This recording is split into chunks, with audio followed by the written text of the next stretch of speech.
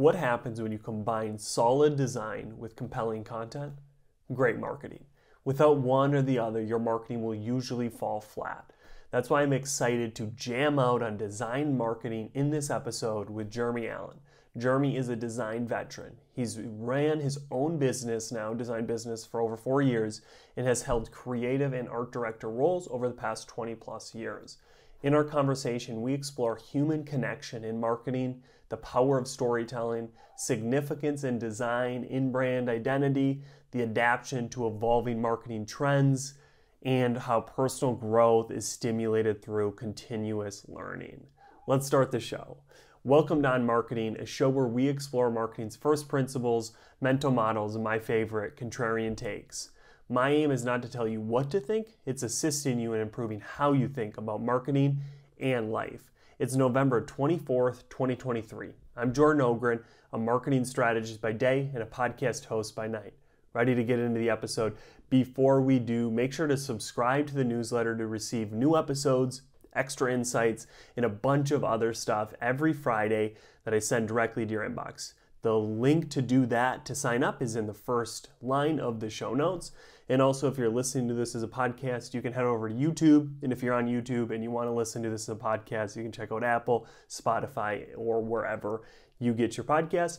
And finally, for the legal department, all opinions shared in this podcast are individual views of the hosts and guests, not representing their employers or associated organizations. This content is intended for informational purposes and should not be considered professional marketing guidance. Listeners act on the information provided at their own risk. See you on the other side. First question, what is marketing? For me, marketing is just asking people to buy your product or service, or basically just it's a way of communicating to a broader audience of why you need to buy their product, or hey, come buy my product or service, or whatever it is that your offering is.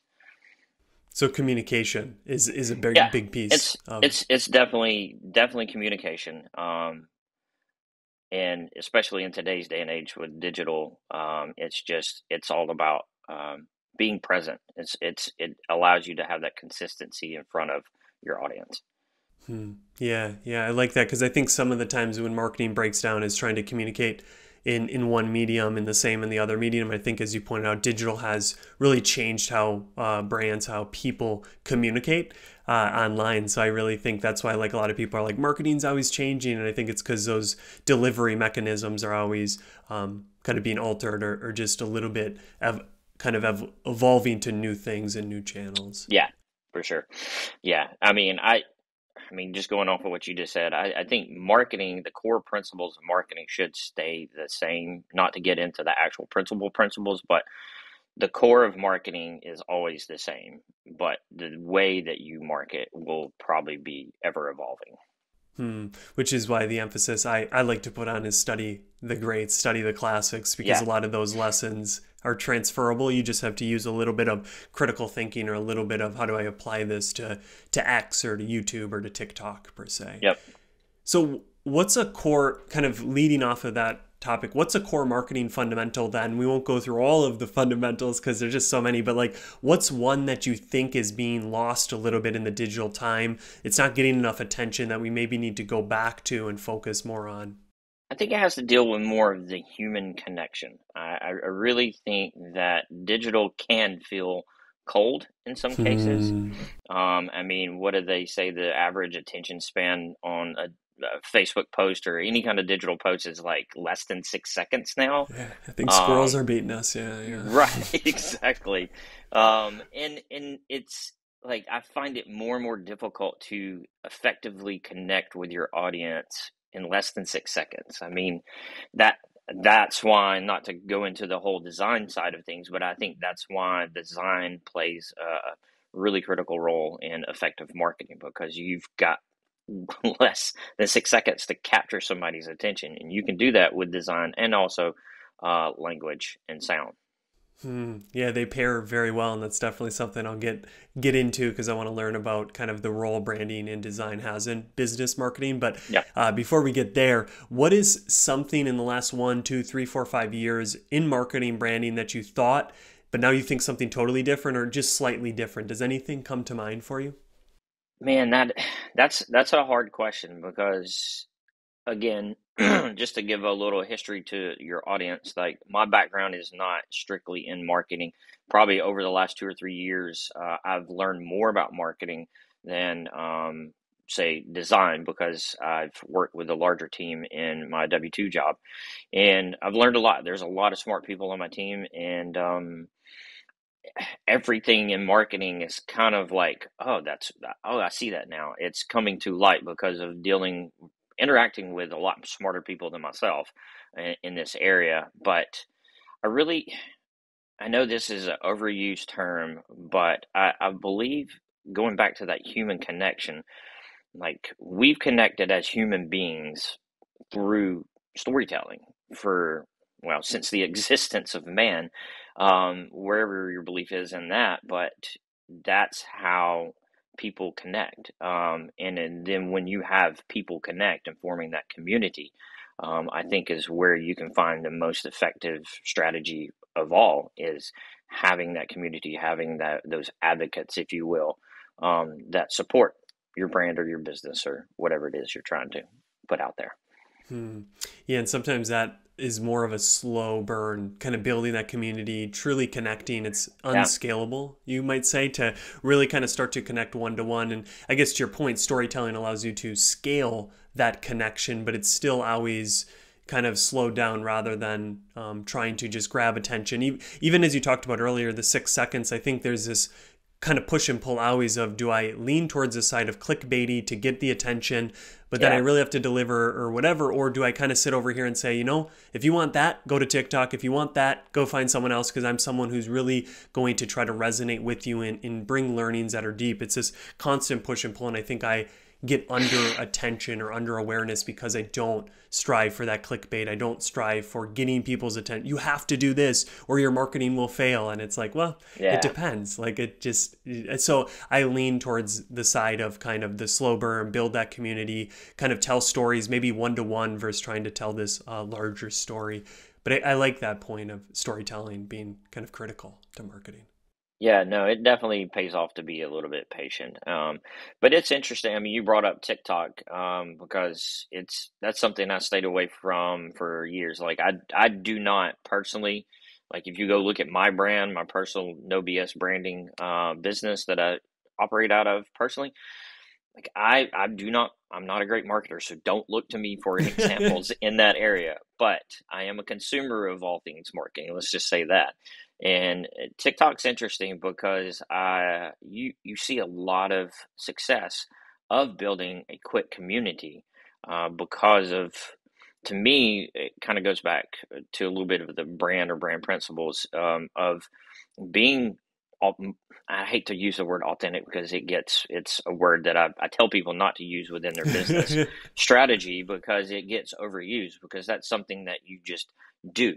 It is something that you embody versus you just say that you're going to be. And I feel like you get a with anything, there is good and there is bad. And TikTok is no different. And Reels are no different. Facebook's no different. And you get the good, the bad, and everything in between with those. But I think I've seen a lot more people just putting themselves out there and finding success of being true to who they are. Hmm. Yeah, no, I'm in that same boat. TikTok, I personally didn't have the app for, 2, 3 years. And I think Yeah. there's both the side of like, the damage possibly that could be done through this, hacking of our minds of giving really good, like the algorithm's amazing, but that Yeah. also, there's that quote, right? It's we build the tools, but essentially as we use those tools, they start to build and form and shape us. And I think Yep. that's something that I was kind of knowledgeable, but it's also though that fact of as a marketer, you want to be early, whether 2010 maybe with Google ads, it's like that. The amount of impact results you can gain then versus now with Google ads or just those Facebook ads and all of these things, it's so interesting at times. Clubhouse was one of those that maybe I went more in on, and it was I like, did. damn it, like this Yep. didn't turn out to be anything. But you almost, as that marketer or that person, you have to go to these new places, buy some of the beachfront land just in case it turns into a beach. but that turned to a swamp, and it was like now this land is worthless, and I have to sell it and take my loss. Yeah. But Yeah, it is interesting. Clubhouse is one of those phenomenons that, I mean, myself, and I made some great connections while I was on Clubhouse early on. And I mean, again, you saw the trash rooms and then you saw the great rooms. I mean, I got to connect with people that I would have never probably been able to connect with, that are doing really cool things now. And I still have friends that are hosting Clubhouse uh, forums and predominantly advertise on Clubhouse. I even went out and bought a domain where I was going to host a branding Clubhouse that was like club domain, and so again, I did. I bought some of that. I bought some of that real estate property, and we'll see if it. it wasn't too big of an investment, but it's interesting because so many people, so many other platforms saw what Clubhouse did and created their own. Like I know Spotify jumped on it, and it seemed like a lot of other people were jumping on the audio connection, I guess you could say. And I, I still think there's some value there, but it again, that's you got to be careful with trends. Um, but yeah, it's just all there is to it. It's if it's not going to sink or swim or sink your company, then it's worth dipping your toe in the water or standing on that property and see if it develops in Yeah. anything.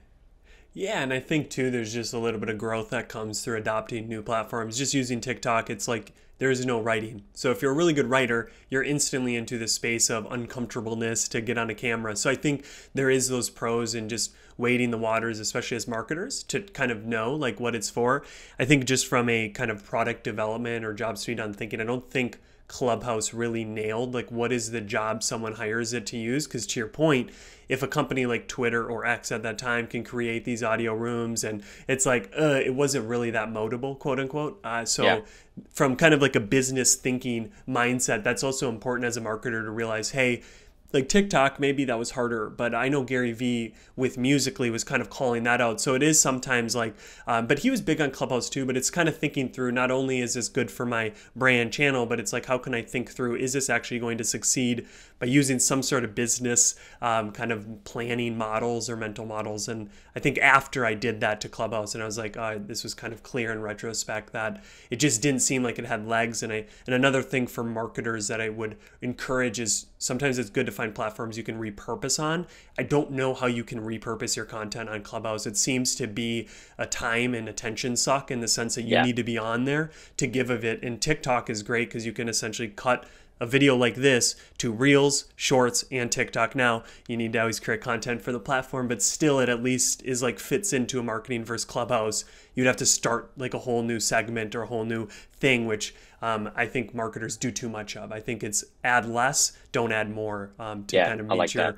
meet your results. But enough on just marketing and all that. I want to now jump into your kind of sweet spot, kind of Okay. this branding and design. I really liked what you said, tying in that quickness of how design or that can really grab attention or can make you stand out. Just talk about that in this age of kind of short attention, how branding and design helps with that. How many times has something caught your attention? I mean, it could be, I mean, an example I've given in the past is like if you see two gentlemen walking down the road and one is, say, in cargos and a poncho and the other guy's in like an Italian suit, like, yes, they'll both catch your attention, but how do they catch your attention? So to me, design's in the same way. Like when you invest, let's just say when you invest in good design versus just putting something together and not thinking that it has any weight or bearing on your public perception, because ultimately that's what you do is you put it out to the public. Um, and then not to get too deep into design, but uh, most people don't think about it because it's so prevalent in today's age and throughout the last 10, 20, 30, 40, 50 years. Design is everywhere. I mean, not just what I focus on as far as like the visual design of things, but I mean the way you navigate around cities, the way that you interact with stores physically and both digitally. Like design moves. people through this world. And I think it's one of those, it's almost like breathing for me, is like, you don't think about it, but it's everywhere, and it fuels you in some cases to go through life. I know that's probably a little big for some people, as far as like how I think about it, but I mean, honestly, it's been something I've been part of for, um, I don't know, since the early 90s. I mean, my father pushed me into it at an early age, because graphic design was just an really, I wanted to do something with art at a young age, but there was nothing available in the late 80s except for computer graphic arts, at the time, that was up and coming. And so my dad really kind of poured into me at a young age. And I mean, the rest is history. I mean, getting a degree in design, and I love every kind of design, whether it's architecture or print design or digital design, interaction design. It's fun for me. Hmm. Yeah, I like that. Just how you touched on, because I think with marketing too, marketing is this word that it's everywhere. And it's kind of implicit and explicit in the sense that I can decide to market, but also how I show up, to your point, is marketing in and of itself. If I comment something on some post or something and someone sees that just as the personal marketing, like I didn't think that as marketing, but I instantly positioned myself, oh, this guy's an asshole, or oh, he's helpful and he cares. Like, Yeah. and I could market and my cover image, I'm a helpful person, but there's also actions that I do and stuff. And I Yeah. think design is so interesting where, yeah, it's like design was probably something in, 1700, 1600, 1500, but now it's like you can design your LinkedIn posts. It's like so how you write it in a way that like is designed well, and it's like, what? Like I always thought of it as like graphic or as like color in that. So like how do you grasp, like when someone starts to ask you like where do I start with brand, or like how do I grasp my arms around design, because sometimes it has these tentacles that can go in so many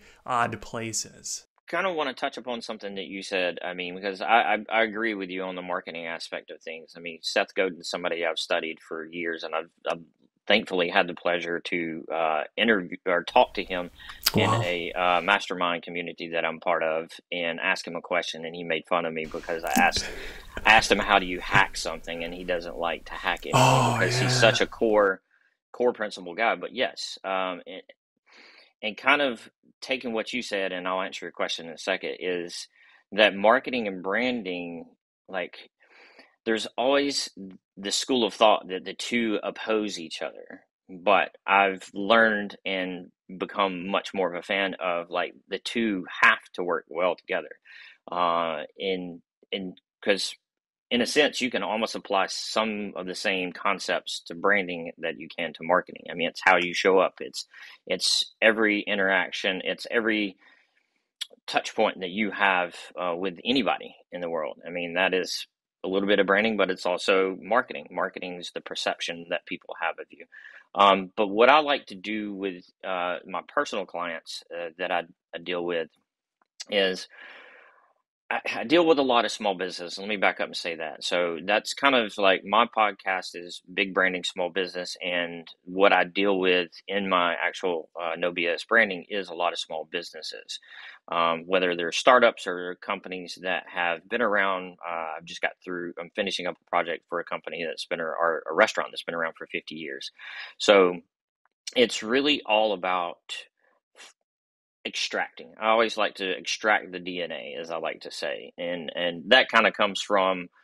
There's a author out there that I got turned on his book called Primal Branding. I think Hanlon is the last name. I can't remember the first name, but um, it's all about just human nature, right? It's all about like who we are as humans innately, and all the things that history has done to humans. I mean, we kind of ignore that, but people operate the same as they've always operated. So I say let's ignore all the tactical kind of side of things first, and let's really just.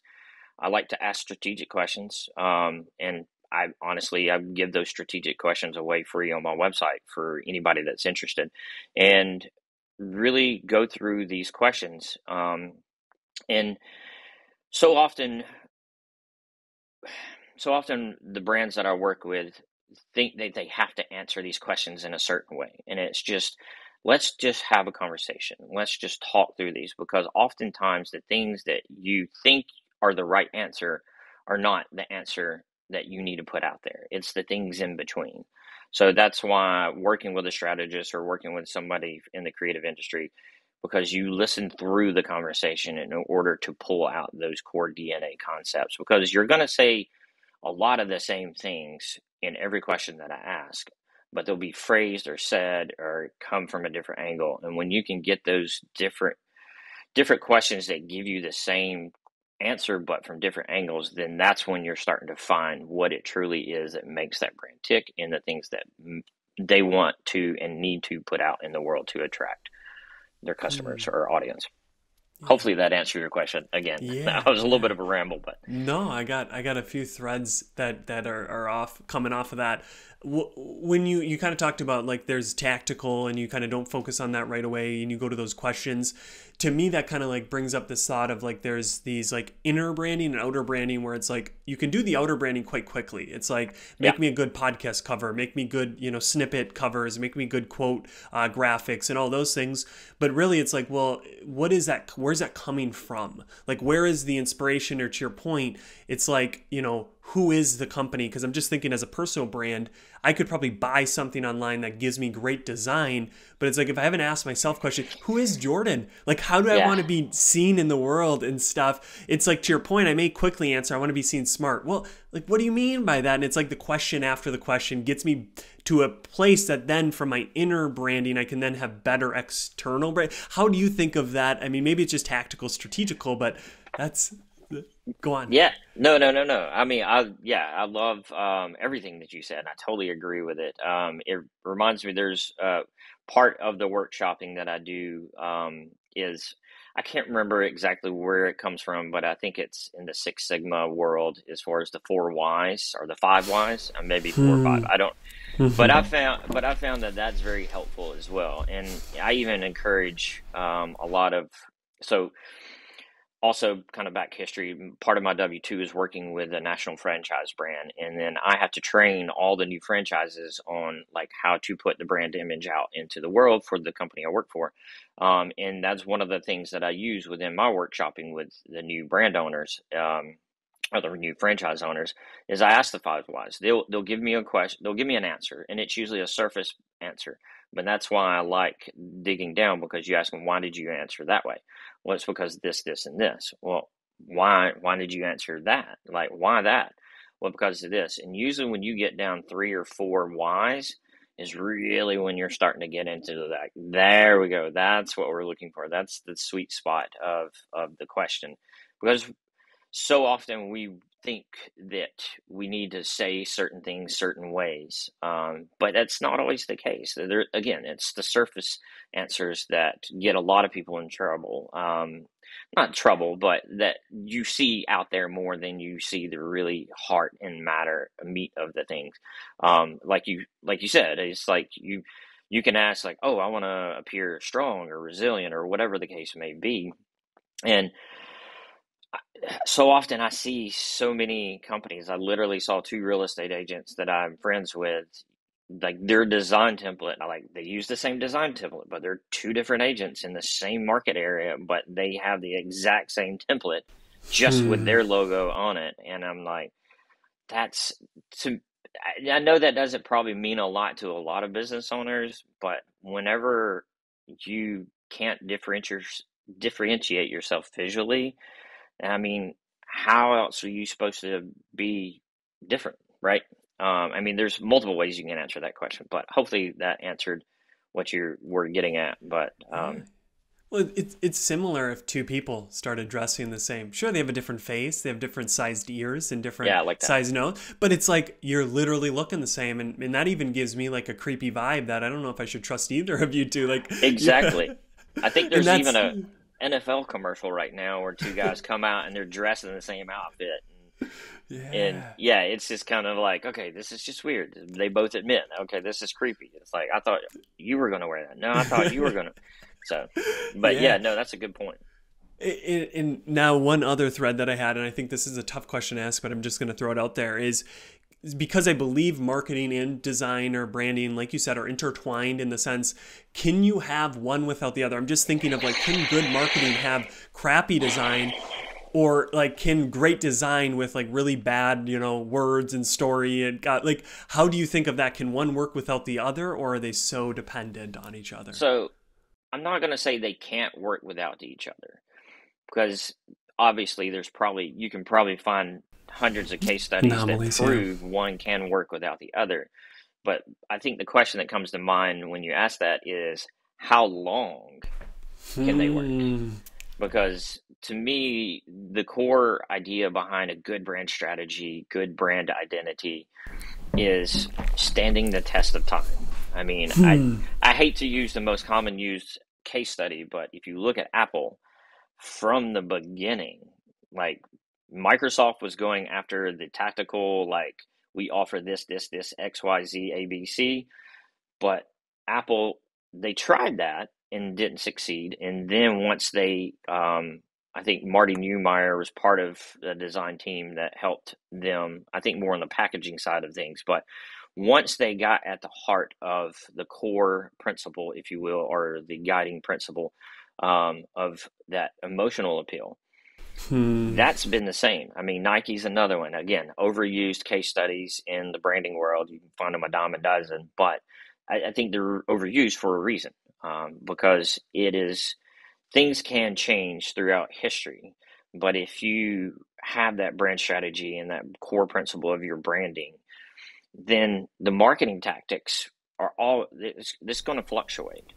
But if you stay true to who you are, I mean, the audience can even change, but if you stay true to who you are and everything is bounced off that guiding principle, then you can stand the test of time. I mean, even as an Apple person, I mean, I think my first Apple, my Macintosh, as it was called back in the day, purchase was in 1992 or 93, just a few years after the thing was even released, probably about 8-9 years. But yeah, I've been an Apple fan ever since, and I've always bought Apple products. And I've bucked every company's idea of like, oh, let me just get you a PC. I'm like, if you don't want me to do my job at the highest level, then sure, give me a PC, and you'll see what happens. You're gonna lose revenue. But I don't agree with some of the things like it's not as strong as a computer. There's other PCs out there that are just as good. I will say that. And I know it's probably making a lot of Mac people sad, but but you're still going to the price point is going to be the same. That's what people don't realize, is that you can buy a good PC, but you're still going to pay $2,000 to $3,000 to $4,000 for it, and for tit for tat, for apples to apples. And there's some things that taking the SD card reader off the laptop years ago, when their biggest audience was like photographers for a lot of ways, was like, why? So that tells me that as long as you stick to the core principles and you can weather storms, because to me that was a storm. They obviously put it back on after listening to their audience feedback. But when you have those advocates for your brand that just wake up at 5, 4, 3, sometimes spend the night to get a new product, though you've got those people out there, then you're sticking to your core principles, and you're going to be able to weather any future circumstances that may come your way. So I know that was a long answer for a short question, but no, that's beautiful. Yeah, it gives you somewhat of that moat that can enable you to keep going longer, where to your point, you could succeed without it at the start, but you don't have that moat where another company can easily introduce a better computer, introduce something else. And I think Apple too has these altruistic or just different reasons it gets hired. If we want to think about buying a product as hiring it, to your point, I don't hire any of my Apple stuff for the best quality of like earphones or all that. I know I could, if I did an apples to apples, find better products. I buy it so people look at me and they think, oh, he's high class because he has Apple. I'll say it out loud. I'm not, I have ego. I have all of it. I have pride. I got the whole basket. And that's why I buy it. Why do I buy a Tesla? Why does someone buy a Tesla? Sure, it can go 0 to 60 at, a snap of the finger, but it's also like, oh, they're, likely higher class. They have something that I don't, because they have that. And that's part of the whole branding. And because if Gucci or some of these didn't have high class brand, it'd be like, well, it looks like Walmart. Why am I paying 1500 for a Yeah, bag? there's a status component to it for sure. I think, I mean, for me personally, like a lot of the reasons I like to buy, I mean, just sticking with the Apple for a Yeah. second, is the reliability component. Like I've had very few issues over the years, or decades even, with Apple products. And it's funny, the company at my W-2 job, we recently got purchased and acquired by a very large brand. And they tried to convert, like, I just found out that the designers on the other brands that I work alongside with, they won't purchase some Apples because the IT team can't manage the devices with their remote management software and also like all that kind of stuff. Like I got on a call with one of the IT teams and they were just like, "Oh, yeah, I guess I should have asked if you're on an Apple. I can't do anything. Okay, bye."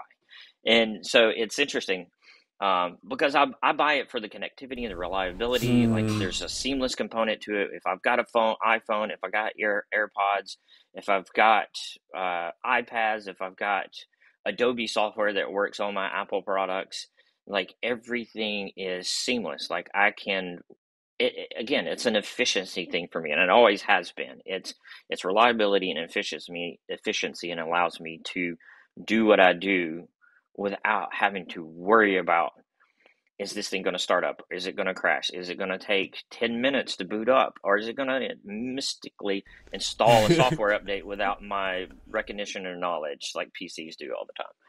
Anyway, not to bash on PCs, but Yeah, this is just quickly turned to like an Apple ad. They're going yeah, to be sorry. using all of this. No, I Yeah, love it, Jeremy. You must be getting a check or something from Apple. I To, wish. no, I'm I kidding. wish. I'm kidding. No, all your points are so valid. And I think that is design, like making it so interconnected is designing it. It's intentional, it's Hmm. purposeful design. So I Yes, think that's where this design becomes not just the attributes of the physicalness of it, of like, oh, those look cool, good very design. It's true. like it's designed in a way that just makes my life easier. So I think to your point that I like that you brought that up. And I had one final question, just in this kind of brand and design. You brought it up of brand strategy or brand identity. Hmm. You kind of just walk me through what that is or how you think about it. What is it not? What are some like misconceptions, and just try to help the listener and me kind of understand your thoughts on a good brand strategy, good brand identity. Yeah, so the strategy component of it is, I mean, there's I don't know, dozens, if you will, ways that you can implement a strategy workshop.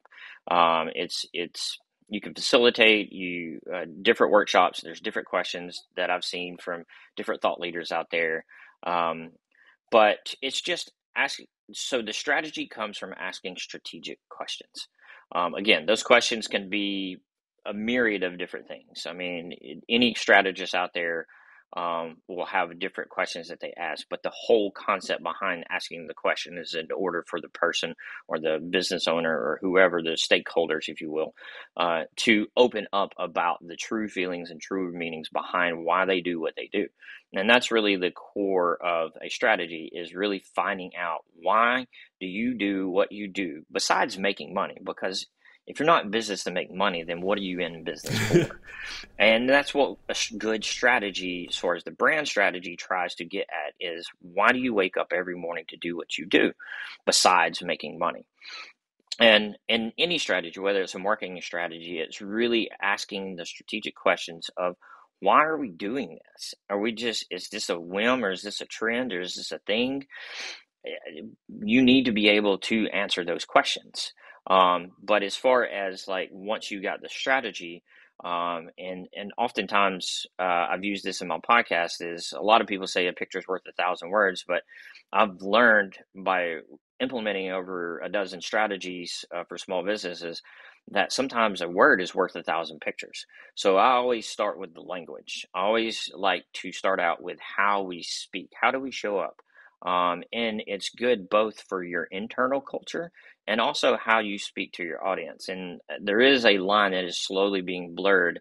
So much so, back in the 90s and 2000s, corporate identities used to have like, oh, here's our internal values and core culture, and then here's our external. But those two worlds are slowly starting to come together because more people are getting on board with companies and brands that live out their principles and they align based on their values and principles. And that's kind of what I like to kind of unpack with all the businesses that I work with, as far as like, hey, if we create our repeatable and executable brand values or brand promises and our mission and our vision, and then have a great brand story that people can really jump on board with, then we can create an identity, a visual identity, based off of that, because we've got all the principles first. So that's why I like to say a word's worth a thousand pictures, because it helps me as a visual designer to be able to create really great design. But as far as the brand identity or the visual identity side of things, it really is just about the tangible and how it appeals to your senses. I mean, with any design and branding, you you can see it, you can sometimes touch it, you can sometimes hold it, you hear it. There's audible branding, and then experiential branding, as far as like you can interact with it or see how it moves around the physical space that you're in. But it really is all about just powering that recognition of your brand, and using marketing to amplify how you show up and how you're different than other companies that they may want to make a decision between, and making it meaningful, and really just creating an entire system. Good brand identity is a system. It's not just a thing. And that leads me to saying a brand is not a logo, or branding is not a logo. I know that's probably one that you've heard before. Yeah. But so many people think, oh, I started a business, I need a logo. But I often tell the people that I work with, hey, the logo is only like 10%. Logo is just like 10% of what a brand or branding involves. Just to have a logo really is not going to do much for your brand. And back in the 90s, it was the face of a brand was the logo, as they like to say. And it still kind of, it holds some value, but I've seen more companies that don't have what you would consider a traditional logo. But man alive, their brand identity, their visual identity is so well thought out and so well crafted that it's just like you can see the essence of who they are and everything they do, even if there's no logo on it. And you know immediately, oh, this is ABC or XYZ. Yeah, and I think that's a good exercise, whether it's a website, a one pager, or even like a social post. It's like block out the person's face, the company's logo, all that. And is it different? Is it actually differentiated? Because that's something you've brought up a lot, is that maybe one of the jobs you're hiring design for is to be differentiated, so people can easily select you out of the crowd, in the sense of using like someone is dressed a certain way. And I really loved your final point on logo. I think the issue is we use Apple, we use some of these companies that have gotten to such a point where their logo is like it, like the swoosh is it, but it didn't start that way. And I think if people would put the same amount of time that they do, and I've seen this countless, and churches, or it just everywhere I see it, where people will put unreasonable amounts of time into designing the logo, the colors, the fonts, and it's like if you spent that time going through the questions that you're talking about, and it's like, yeah, you can outsource the logo because you have the meat of it, you have that. Not that you should outsource it, but like you can't outsource that strategic questioning, which most people do by just saying like, I'm not even going to care about that. We have a cool logo. It's like, what? Right. Yeah. No, it doesn't work. Yeah, it's built off of the aesthetic side of things. I mean, it is important, but again, I've seen so many businesses. I had a mentor that kind of really, he's been working in the design space for years and really kind of helped fuel my fire, if you will, and help me with building my own business over the last 2 to 3 years. And so often he's told me stories of going into big company meetings with these New York and Chicago execs. And once they come out of it, they're just like, I didn't even know I felt that way about my company. I didn't even know that was what. And so when you have someone that can lead that strategic questioning and thinking, then you're going to uncover those things that you probably didn't even know existed. And if you don't do that work first, again, it's a proactive approach versus a reactive approach. And I think in today's cultural economy, like so many people are just reactive. I've seen you had mentioned like a writer getting on TikTok and it's foreign.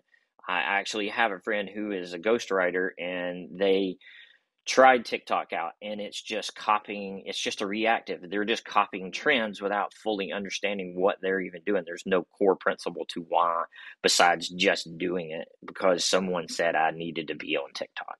And man, it just, I hate to say it, but it just misses the mark and fails every single time. If there's no reason for someone to believe, and you're doing this from, again, authentic or a true self place, then you're just a commodity. You're just going to pass right by.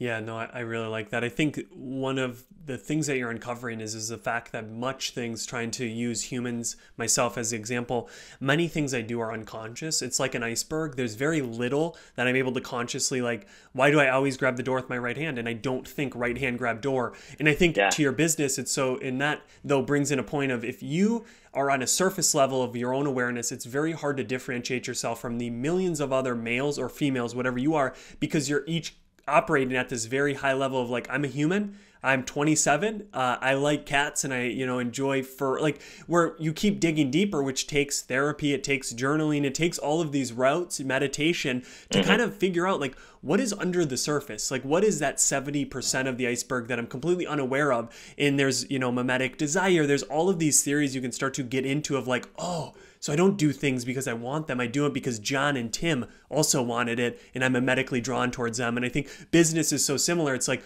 why are we on YouTube?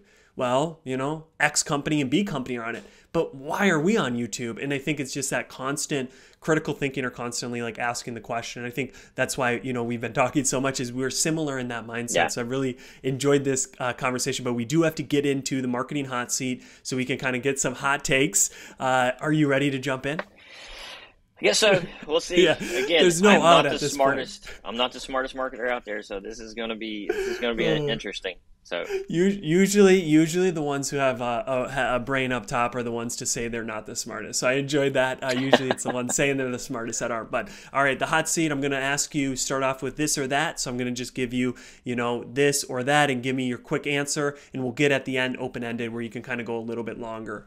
So let's jump into this. So what's more effective in today's marketing, a minimalist design or very detailed design style? Man, to me, being a branding person, it depends on the brand. Like, but and your audience, but I feel like if I had to pick one or the other, then I think sometimes a minimalist, less is more. In a lot of cases, I find so many brands feel like I'm paying for this advertising space or this marketing space, so I need to fill it with all the things. And it's just like, it's just a vomit of stuff. And what people don't realize is they lose people's attention. If your eye can't settle on something, if your brain is so riddled with noise, and whether it be visual or verbal or whatever the case may be, and it's like, nope, no, it's a fight or flight. Again, back to the human core concept. It's a fight or, I think Carl Jung was who came up with some of those ideas, but it's a fight or flight in some cases if you use too much. Yeah, no, I love that. If you had to pick one, a generalist or a specialist in kind of branding and marketing, which would you lean more towards? I say specialist, because I've been a generalist most of my life, and it really got me it didn't get me very far, so to speak. I like being a generalist because I can help a lot of people out, but I've found more success in helping others when I'm a specialist in a particular thing. And the thing is you can, like, if you're a specialist in something, then that helps you differentiate too. Definitely. Audience, if you had to choose audience research or just going with your intuition for driving brand decisions? I think those two could almost be interchangeable, because, again, good and bad with anything in the world of marketing, branding, design, life, that too much research, you can drown in the data. You can have analysis paralysis. But intuition in a lot of cases is because you've studied and done the research in the past, and so therefore you have an innate ability to make good and quick decisions because your subconscious is driving that. You have a feeling. Because I've seen more people be successful with the intuition versus the data. I sometimes feel like, especially large companies, just get so hung up on the data and they make data-driven decisions and then be like, oh, why didn't this work? But the data said that it was this. Well, because you left out the human element of it in some cases. Yeah, I think there's that quote. If you ask people what they would want more, I think it's Ford, they would have said faster horses. So Yeah, I like exactly. that. Final question on this or that. Which do you prioritize when working with a company or working with someone? Print materials, so the print marketing, or that digital branding assets? Like, which do you prioritize first? Obviously, you like to have both of them, but if you had to choose one to do first. Small budget digital, large budget print. I like that answer. All right, now into the yes or no. So yes, you believe it, or no, you kind of disagree, and a lot of these are going to be it depends. So try to lean somewhere. Is a strong visual identity more important than a strong verbal identity? Based on what I said earlier, I'm going to say no, because the verbal for me drives the visuals. I know a lot of people think the visuals first, but the yes side of that, the visual side of that, is that you oftentimes see things before you hear things. So, I mean, excluding like people who are vision impaired or hearing impaired, to be inclusive there, but oftentimes something attracts your attention, and you could be walking down the street and there's a myriad of cars driving by a busy road, but again, if you saw a hot pink or a lime green car, even your peripheral is going to be like, Yeah. that stood out. So, yeah, I love it. It depends. I love it. yeah. Can a great brand strategy overcome a mediocre product or service? Wow. I'm gonna have to lean towards a no on that, simply because it's almost like trying to put a band-aid on a situation. I mean, you can have a great brand strategy and try to overcome your shortcomings, but if time and time again, the people who are experiencing your service or interacting with your brand, it's a miss every single time, then you don't really have anybody to execute your strategy towards in a lot of ways. Yeah, well said. Well said. So you kind of have to have some sort of a good product, good experience, You good gotta have, service. yeah, you gotta have something, Good enough. yeah, that's good enough to put out there, in order to build a strategy off of. I like that. Have the digital platforms, all the new ones, fundamentally changed the way brands should approach their identity? Have they really shifted or I'm gonna say no immediately, simply because, fundamental? yeah, it's I mean, the core human, that primal branding book that I mentioned really changed how I approach things, because it really, kind of like Seth Godin as well, focuses on just like things around you are in a constant whirlwind. The way things are done and how the interactions are played out. But if you stick to the core principles of how people are and who you are as a brand, then yeah, I think you can't miss, if you do that. No, I like that. All right, open-ended question, so you can give a little bit more here. What's one of the common mistakes you see business make in their branding efforts? Not do the strategy and think it's all visual based. Like, again, it's all, oh, if I hire a designer and have them, I've got this idea, that I want to put out there. And if you, one of the things that I talk about a lot in my podcast is the fact that I try to educate small businesses on how to interact with designers, because a lot of times designers are, we're, by schooling, we're taught to be generalist. It's like, oh, I can go and get a graphic design degree. But if I do not hone in on a particular niche, I mean, I could be an illustrator, I could be a UX, UI designer, I could be a photographer, even I could be print designer specifically. I mean, there's 100 different choices. Um, and if a small business doesn't believe that the designer or the person they're working with is the expert in that particular thing they're asking them to do, then the business is going to control the situation.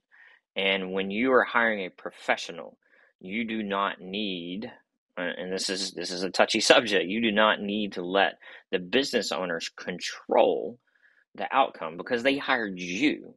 And if you don't show up as the expert, and going back to the knowing your thing, if you don't show up as the expert, not an a-hole, but an expert in really first understanding the business before you even get into business with them, and guiding them and playing the guide instead of trying to play the hero. So many times designers want to be the hero because we have ego, like you said.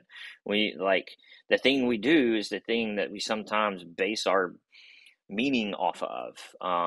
But when you let go of that and you really, really understand the business that you're working with, that particular company or brand, then the outcome for both will be a win-win. You're creating a win-win situation. Just to give an example, I was trained to always show 3 logo concepts. It's like you've got the one you want, you've got the wild card, and you've got this is the safe one that the business probably will pick. But I have, because of the strategy, because of the work put in, the pre-work put into it, I very seldom have to show more than one, maybe 2 sometimes. And every time that I've shown a brand this, then that it's like immediate love because they've known that I have cared along the way instead of disappearing in a hole or my cavern for 3, 4, 5 weeks and say, okay, what about these? You pick. I'm like, oh no, this is what's right for your brand based on all the work we did beforehand. And if you are saying that you don't agree upon this now, then we missed a step in the process. I love that. That's kind of for both sides of it. It. At least for me, kind of took some from a designer, if I was that, but also to your point, really how do businesses work best with the designers or with those people? And the mistake is thinking you can outsource, like just to someone who's going to be a tactical or not do this, or you don't give them the leeway to do it. Yeah, that's a large conversation. Yeah, I mean, I see so many memes of designers getting frustrated with client demands, make the logo bigger and this, and fill the space with all the stuff. And oftentimes it's like you could have prevented that had you been educated enough or learned enough about the company in order to speak on a business intelligence level with them. And when they don't have that trust and that respect in you, of the vendor partner, whoever you hired, then they're going to take over the control of the situation. And rightfully so. It's their money, it's their investment, it's their business. But if you do not position yourself as the expert because you have learned about this particular brand or company, then you set yourself up for failure in that case. Yeah, I think it's always good to aim towards that side of ownership, responsibility versus, yeah, to your point, at times. I mean, we've all had the relationships where there isn't respect. And to your point, that could be probably have changed by not even working with that company or whichever, being able to sniff out, they just need me to be a tactical arm. And if I'm okay with that, I can do that. But like for me, it's always, there needs to be the mutual respect. So they actually take the strategic guidance. And there could be probably a huge, larger conversation on whether you're young, female, male, like how people perceive it. Because most of the times, at least the conversations I'm getting with businesses, is it's a lot of men, males on the table. So how do they view it, and will they take, hardcore recommendations or whichever from a female? Yeah, I think that could go in so many different ways of kind of defense, but I do think opt towards ownership, that, I could have avoided this if I, to your point, asked the right questions or found things out earlier rather than outsourcing the blame to a scapegoat. I like that. Yeah. All right, Jeremy, we got to get to life because this is the last segment. I really think it's important. And we talked a bit about how, kind of life or psychology or human kind of tendencies drives a lot of these conversations. But I really think a lot of the people I enjoy to surround myself with, they think uniquely, not just about marketing, branding, but also a little bit about life. And that almost like fuses it. So the first question on life, there's this movie called Inception. It's about Mm, going into people's minds, incepting ideas or dreams. okay. They have the dream, wake up the next day and think that that dream or that idea is their own, and they act out of it. So obviously the inception, it was a lot of mergers and acquisitions. I'm going to sell my company to these people and thinking it's my own idea. Let's use it for a more benevolent kind of idea or belief. If you could do that to all of the marketers, all the branders and the branding people in the world, go into their minds and put an idea, put a belief that tomorrow they wake up and they act out of it. And maybe this belief is about, use only these types of fonts, but I'm thinking it might be a little bit more esoteric, maybe more theoretical of something that they should believe that would just help them do better work. What is that idea you would incept? That, I guess it goes back to a little bit of what I said earlier design plays a more critical role in your daily life than you ever imagined or thought of. I mean, again, to like you don't think about your right hand, like right hand, go grab doorknob, or oh, I need to breathe now. And especially in today's day and age, is that the design of things. I mean, it's everywhere. I mean, it's like the size of the door that you walk through to get into your house, or the keypad, or the intuitive. And it's interesting because you realize bad design when you see it, but good design, you don't even know it's there. And so that's the thing, is like, pay attention to good things around you. So often, so I work with a lot of friends. I don't know if this is directly answering your question, but I often work with people, and I don't expect them to know all the design principles and to know the things about design, but they submit things that I have to approve for my W-2 job, and whether it's a flyer or a postcard or whatever. And the one question I always ask myself is, did you even look at this? Like, just like when you look at it, things are like this and stacked, and there's like things you can't even read, and blocks and weird shapes, and it's like, just be aware. And again, back to the life situation. I have 4 children, and I tell this to my children anytime we're in public, and especially if we're in public, is just be aware. You can have fun in life, but just be aware of the things around you. And I would hope people could be more aware of how design impacts their daily living. I love that because it really always does start with a step of awareness. Using the mimetic theory, they have this romantic lie that most of the things I want in my life are of my own choosing. And it's just that awareness piece of, wait, there's other mimetic forces that are around me, whether positive models or negative models. And that's the first step to even start to be like, well, do I like the models that I have around me, or should I bring new models in so then I can be mimetically desired, drawn towards something better? But until you make that first Mm, aware step, you're just completely at the whim of the forces around you. And I think the same thing is somewhat in that way. If you don't think design is everywhere and so pervasive, you're going to make decisions and act out of things in a way that it won't really matter if we just use this font that is in our own companies. I think it will, because everything around us, people are seeing and making judgments based. I like that. Now, what is a value or belief that you think needs more attention in today's time? So for me, that might be, I think we need more discipline. I think that virtue does not get enough attention. What is something that you think, a belief or a virtue that if we just put more attention on, we'd have a better outcome as a society, as a world? oh man, yeah, that's way bigger than design. But I think I honestly I love the principle of putting others first, and in a lot of ways, it's a selflessness, if you will, because it sometimes the feelings that we search for in life that make us feel good, we often miss because they're selfishly drawn. I mean, they're selfishly created. Because I think when you put others first, then hopefully the feeling and action is reciprocated in a lot of ways.